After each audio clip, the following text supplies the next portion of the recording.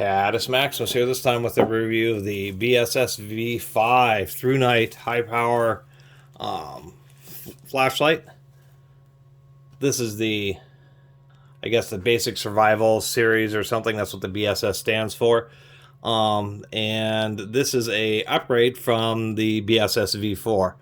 Same battery, same Cree SST70 light or LED lumen or unit.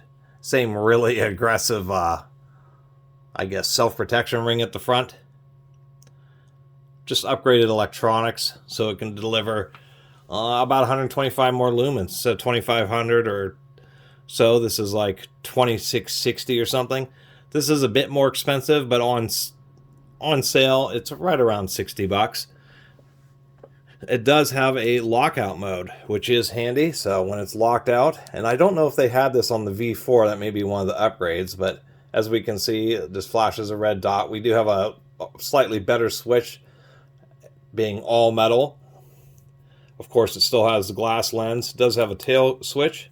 What's interesting is when you enable the tail switch, the lockout does work against that tail switch and just glows red. So one thing I would like them to change is the fact that the lockout's really necessary for this easy to press side button, not for the protected high resistance. The tail switch has a plenty strong spring in it.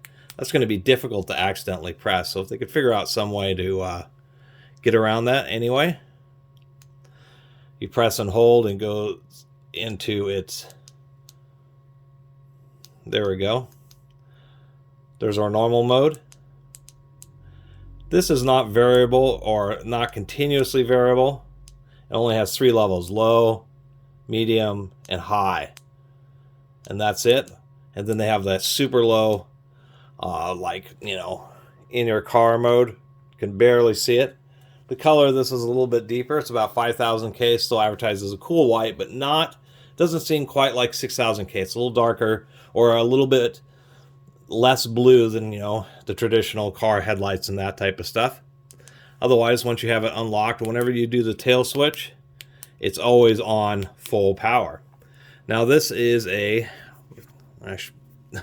should have double checked, but I believe it's an 18650 based. This is indeed 11.16 watt hour. This is, there we go, and it is integrated. So this is going to be what is known as a long 18650 because it has the protection circuit built into it. 3100 milliamp hours really isn't too bad. How they're getting the tail switch to work is it actually is interesting because there's multiple contacts. One of the things, like on the TT20 Through Night, is they had a real proprietary battery which had actually 2 contacts on the top. What they've been doing on some of these now is instead they have this concentric ring, so it's actually one that offers the extra contact right there in the bottom. So what's happening is it's using the casing of the flashlight, this concentric ring, and then of course the center position for the battery itself. As we can see, pretty decent spring. This is actually a double nested gold springs, so it can appreciate that. And it does use gold-plated brass nub in the bottom, gold-plated tip on the battery. Not bad batteries. Other than that, not a lot else to say. It's kind of expensive, but it is just a kind of a co-branded one. As usual, we have our basic little manual, and indeed 2676 lumens. But on this, which is slightly bigger body and the Cree XHP70 light or LED unit versus like the T3, this will run apparently at full turbo for 2 minutes and then will drop down to somewhere around the 600 lumens. As it starts to overheat, has temperature compensation, will ramp itself down and sit around 600 lumens or so for another couple of hours. And that's because of the 18650, the slightly smaller battery. What's interesting about this unit is they actually are including something which you rarely run into, and it's one of the other upgrades. Is on the old BSS V4, you're forced to just have this ring, this heavy-duty self-defense ring. What they're including, which is a little bit more value for the money, is a second lens.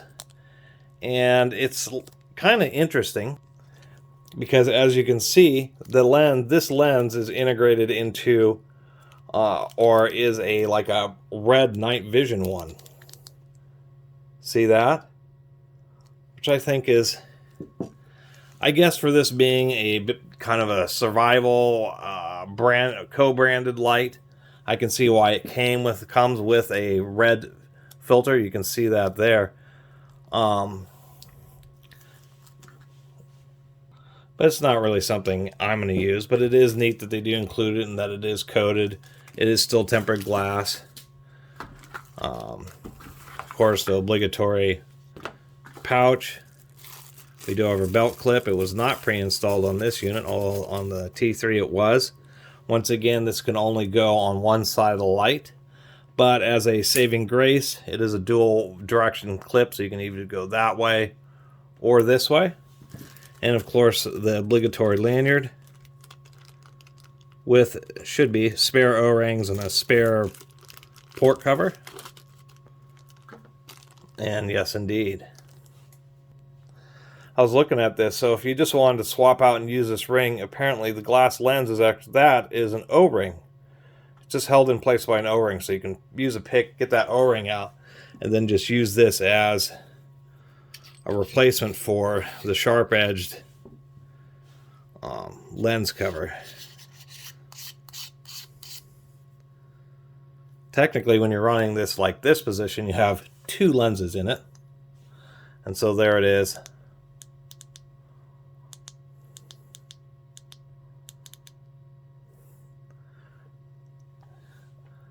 I don't know if the camera's really doing it, but it really is a good red. Whatever this glass is colored with or tinted with really is effective at changing the LED color to a pretty deep red. So that is kind of neat. Well, I'll tell you, it sure does heat up super fast. Don't know why I'm talking for so long. On this unit, they did try to do a little bit better. As you can see, they did attempt to chamfer these holes there. I don't think they're chamfered on the inside edge. They're not. So I always mention these little strings, if you actually, it's a pretty good lanyard because it's foam filled. When you put it around your wrist, it has this little cinch so it won't slip off. But as the light swings on this, it will wear out this little cord. So I always put like just a tiny little keychain just so it'll hold up better. Anyway, let's go outside and take a look. Here we are at my usual testing spot, so that's low. This is the BSS V5, so something you could walk with. There's medium, which is probably just about right. Plenty of light. You can see just fine with it. And then there's high. Kind of like the combination. It's a kind of a combination of quite a bit of light in a spot, but a decent amount of flood as well. You can just make out some of those trees out there. And then there's turbo mode. So high and turbo. Not much difference between high and turbo, but at least it's halfway decent. And once again, low, medium, high, and turbo. I think the medium mode's about right, and that's something where you'll get like 3 or 4 hours of illumination out of it. Anyway, so that's my overly blabby review of the ThruNite BSS V5. For an 18650 light, it's not too bad. Do like, once again, that it does have an electronic lockout, but they should figure out a way to separate the lockout so it only affects just this button, so you could still use the tail cap switch. And the red lens, I think, is interesting, but when I put it on, the thing seemed to get super, especially in turbo mode, would get burning hot in like 20 seconds, 30 seconds. It's crazy. Even with this, which I think also acts as a heat sink, this little light does get super hot fast in turbo mode. But other than that, And normal, medium, and high, even the high brightness, it takes a lot longer to heat up. And it's just a neat, bright little flashlight. A little bit spendy, but certainly plenty good build quality. I'm also surprised that they didn't include a little button, because on many of the Through Nights they do include little replacement silicone bits for under the button, but they've never included a tool. You have to use like a snap ring, pliers, unscrew it. They didn't include that with this one. They just instead the lens. Anyway, really appreciate everybody who's been watching and subscribing, and if you haven't subscribed, please do. Till next time, Catus Maximus out.